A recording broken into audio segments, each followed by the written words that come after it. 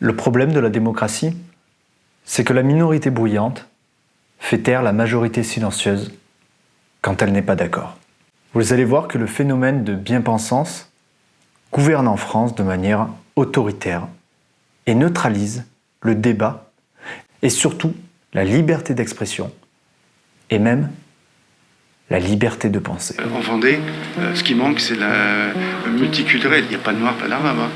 Nous, on vient de Limoges, terre socialiste, et quand je viens ici, putain, je me dis, mais ils sont où les noirs, ils sont où les bleus, les arabes, il n'y a rien. Donc une ville sans multiculturalisme, c'est une ville moche? Oui.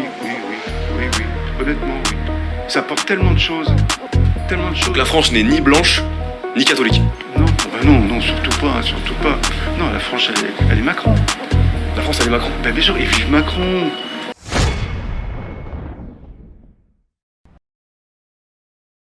La bien-pensance, c'est un état intellectuel. Un état dans lequel un citoyen considère que ses réflexions, ses idées, ses valeurs sont supérieures à celles des autres.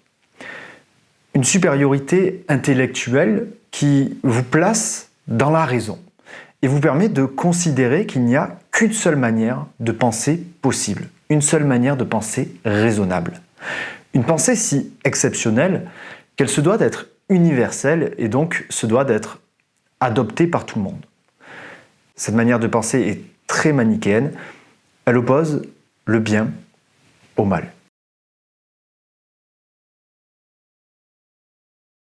Le bien-pensant considère qu'il est dans la raison. Et cette raison, il va la mettre au service d'un idéal de justice. Cependant, cette justice est particulièrement injuste. Parce que le bien-pensant a un schéma mental qui l'empêche d'analyser une situation complexe et de la comprendre. Il va s'arrêter à une analyse simple, empruntée au socialisme et au communisme. Qui oppresse? Qui est oppressé? Un manichéisme qui peut être résumé à qui est gentil, qui est méchant. Vous voyez déjà le problème. Je l'ai déjà répété plusieurs fois dans mes précédentes vidéos. Les gentils et les méchants, ça n'existe que dans les Marvel ou les Disney. Et dans un combat, la gentillesse qui gagne ne relève que de la fiction. Dès lors, leur analyse est biaisée. En géopolitique, on ne va pas pouvoir traiter avec la Chine parce que ce n'est pas une démocratie et traiter avec eux revient à endosser une casquette de dictateur. Avec la Russie, on ne va pas fonder de partenariat car leur politique intérieure ne nous convient pas. Un rejet qui mène à la guerre que l'on connaît aujourd'hui parce qu'il ne fallait pas les considérer. Non, pour nous, c'était russe égale méchant. D'ailleurs, je suis content de voir que de plus en plus d'observateurs en géopolitique reconnaissent que les Occidentaux sont autant responsables de la guerre que la Russie. Enfin bref, cette bien-pensance polarise aujourd'hui la société. Si bien qu'on considère de gauche les bien-pensants et de droite les mal-pensants. Ce qui rend encore plus flou le clivage gauche-droite. On a une droite constituée de patriotes qui souhaitent réguler l'immigration et une gauche mondialiste qui souhaite le multiculturalisme. Et dès lors, on a à gauche comme à droite des libéraux et des socialistes mélangés. Donc le clivage aujourd'hui repose sur des questions sociétales et l'idée que l'on se fait du vivre ensemble et non plus sur des questions, sur des clivages purement politiques. Et ce manichéisme crée des tensions dans la société que l'on ressent tous. Le débat se perd car les bien-pensants l'ont neutralisé. Mais le débat, je vais vous en parler juste après.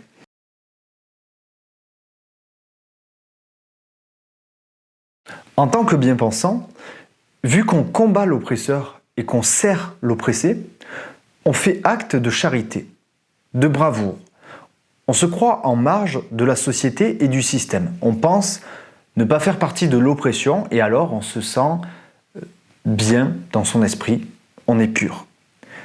Être bien-pensant, c'est une sorte de révolte socialiste, une révolte contre le passé, contre le système archaïque des puissants, un affront à ce que nos ancêtres et leur société étaient. C'est en quelque sorte le combat actuel d'une injustice passée, une sorte de repentance. Et la bien-pensance, pour se repentir, va toucher les problèmes de société tels que le racisme, l'homophobie, le patriarcat et le machisme, la lutte de classe, et surtout, c'est très actuel, le phénomène minoritaire. Alors si vous voulez savoir si vous faites partie de la bien-pensance, il y a 2 règles. Règle numéro 1, il faut être gentil. Et numéro 2, il faut relativiser. Ce n'est pas leur faute, c'est notre faute, celle de la société. Je les comprends et je les pardonne. Cette gentillesse et ce relativisme mènent à tout tolérer. C'est la marque de fabrique du bien-pensant, la tolérance. Et bien que ce soit une qualité a priori, comme tous les traits de caractère, si c'est poussé à l'extrême, cela devient un défaut. Dire « mais les gens font ce qu'ils veulent », c'est extrême et c'est très dangereux parce qu'on sacrifie nos valeurs pour ne pas déranger celui qui ne se conforme pas aux mœurs sociétales. Ma liberté s'arrête là où commence celle des autres. Dès lors, je suis libre de faire ce que je veux tant que je ne fais pas chier mon voisin. Je vais donner 2 exemples. Premier exemple, le voile islamique. Comme par hasard, quoi. Le bien-pensant est pour le voile et se défend en disant « les femmes font ce qu'elles veulent tant que c'est leur choix ». Pourtant, le voile est une pratique de domination masculine imposée par des préceptes religieux. On trompe donc nos valeurs d'égalité homme-femme pour ne pas déranger la pratique d'une coutume étrangère. On sacrifie nos mœurs sociétales pour faire de la place aux autres. Alors les bien-pensants vous diront « non, mais on peut avoir une société qui a plusieurs normes sociétales opposées et chacun vit en communauté sans se déranger ». Eh bien vous répondrez à ça, écoute Cheveux Bleus en Sarwell, relis tes cours de sociaux de ta fac de sciences humaines grévistes, ils t'expliqueront que le vivre ensemble se forme dans une communauté et que tolérer d'autres communautés, c'est admettre une société communautarisée et ségrégée. Et c'est la porte ouverte à des droits qui s'appliquent uniquement dans les communautés et donc à un État discriminant et raciste. Donc voilà, en un exemple, je vous ai démontré que la bien-pensance mène à la destruction de la société et en plus qu'elle mène à une injustice sociale totale. Le deuxième exemple, c'est la délinquance. C'est pas possible! Où on est tombé dans le radicalisme complet. Les flics se feront cramer leurs caisses, on passe. Les flics se suicident à cause de leurs conditions de travail, on en parle 1 heure au JT. Par contre, la mort pour un délinquant multirécidiviste et violeur, oulala, c'est horrible. Ça devient un martyr et on se bouffe le collectif Adama Traoré pendant 10 ans qui nous pète les burnes et célèbre la mémoire d'une ordure. Donc ça, c'est la délinquance, la bien-pensance, l'absus révélateur. C'est la vision manichéenne, le délinquant qui plus est noir, c'est le gentil car il est oppressé par les méchants blancs. Et les flics, c'est les méchants car ils s'acharnent sans raison, mais alors vraiment aucune, sur des délinquants.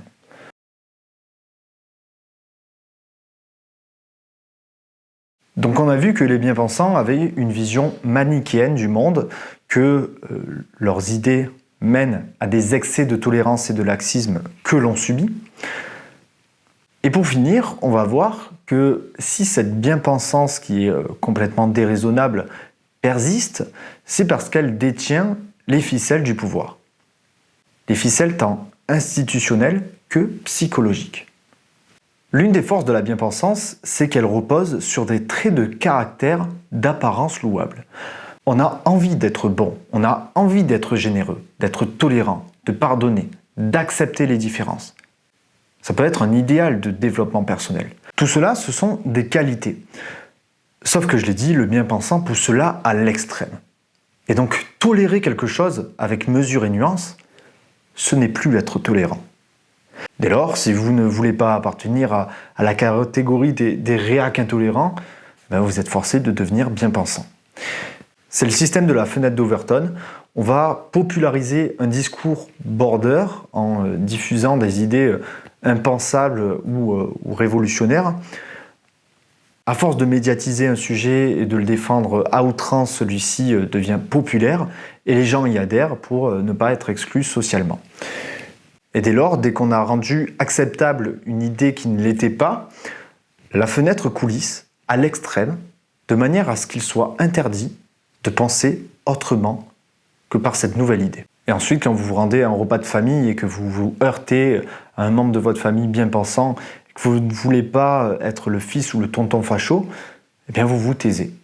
Et même pire, si vous n'êtes pas politisé ou que le sujet ne vous intéresse pas ou vous ne le maîtrisez pas, eh bien vous buvez les paroles de celui qui assène son adversaire d'anathème. Mais comment tu peux penser ça? Ah non, mais je peux pas débattre avec toi, ce que tu dis est horrible. Tu n'as pas honte de penser ainsi? Ainsi, dès que vous quittez chaque lieu de sociabilisation en ayant emmagasiné que telle idée est impensable, alors vous vous interdisez de l'exprimer, voire même vous vous interdisez de la penser. C'est une sensation que vous avez forcément vécue, et je l'ai moi-même vécu, surtout au collège et au lycée, quand j'ai commencé à me politiser et que je ne maîtrisais pas les sujets. Je l'ai traîné jusqu'à tard. Et le problème, c'est que beaucoup de Français affichent un désintérêt pour la politique, et beaucoup se contentent de se conformer à une pensée qui n'est pas ostracisée, pour ne pas paraître déviant. Mais méfiez-vous, la pensée de la masse cache toujours une manipulation. Cette manipulation, elle vient principalement des médias.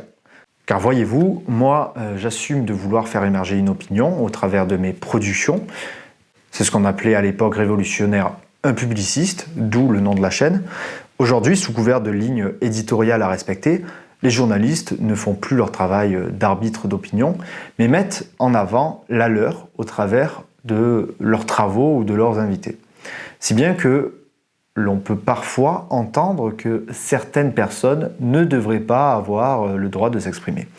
Et il n'y a qu'à voir les travaux de France TV pour constater que notre argent public finance le wokisme et la pensée de gauche. Et certains le savent peut-être, je débute ma carrière de journaliste et j'ai côtoyé au cours de mon cursus et de mes expériences professionnelles les écoles de journalisme, les professionnels et les rédactions. Et je constate que les journalistes et l'enseignement journalistique sont de gauche. Et qu'au sein de la profession, il y a une pression psychologique énorme sur les opinions dissidentes. Et même une complaisance à ce que la profession soit fermée aux personnes de droite. Je vous raconterai ça dans une autre vidéo, mais j'ai vécu des moments de solitude absolue et un sentiment de violence psychologique énorme quand je devais me taire pour ne pas être ostracisé. Un inconfort psychologique d'autant plus violent parce que je suis de nature à vouloir ouvrir ma gueule et à aimer me faire entendre. Mais quand vous êtes seul contre 15 journalistes et que vous venez d'arriver, vous êtes confronté à la réalité sociale au travail qui est en l'occurrence très oppressante. Globalement, si tu es de gauche ou d'extrême gauche, c'est bien, tu es respectable et gentil. Par contre, si tu es de droite, tu es un con conservateur, un réac, un facho qui n'a pas à donner son avis car tu es dans l'erreur par nature. Pour ceux qui ont vu la vidéo sur le wokisme et la fragilité blanche, vous reconnaissez le même schéma de pensée. Et ce qu'il y a de fou avec cette manière de penser unique, c'est que même s'ils ont tort, ils ne vont pas l'admettre parce qu'ils se sont dit que leur manière de penser était bien et que quoi que tu dises, il n'y a rien d'autre de bien. Et ça détruit le débat. Et je finirai en beauté en citant Voltaire. Je ne suis pas d'accord avec vous, mais je me battrai pour que vous puissiez le dire. À mettre en parallèle avec la dictature bien-pensante d'aujourd'hui qui pourrait dire « Je suis contre la censure, sauf pour ceux avec qui je ne suis pas d'accord ». Et le message que je veux faire passer avec cette vidéo, c'est méfiez-vous. Méfiez-vous des gens qui vous empêchent de donner votre opinion. Méfiez-vous des gens qui jugent impensable ce que vous dites. Rien n'est impensable, tout a un fondement. Et si le fondement n'est pas justifié, n'est pas raisonnable, alors l'opinion doit être exprimée pour être confrontée à un avis contraire et ainsi se rendre compte par des arguments solides que nous étions dans l'erreur. Il faut aussi être humble et reconnaître que l'on peut se tromper. Au cours d'un débat, on n'est pas obligé de reconnaître qu'on s'est trompé, mais à terme, il faut savoir reconnaître ses erreurs. Je vous invite donc à débattre, à écouter les idées que vous pensez intolérables. Car elles ont un fondement. Cherchez la source. Elles peuvent vous paraître injustes, alors vous aurez fait l'effort et vous aurez compris pourquoi la personne pense ainsi, et vous pourrez mieux la combattre. Mais n'ostracisez pas les gens. Ne laissez personne de côté. Car si vous laissez les gens de côté, vous délaissez la démocratie. Allez, soyons démocrates. Merci d'avoir regardé. Abonnez-vous pour soutenir, commentez pour me donner votre opinion, ça m'intéresse beaucoup. Et à bientôt.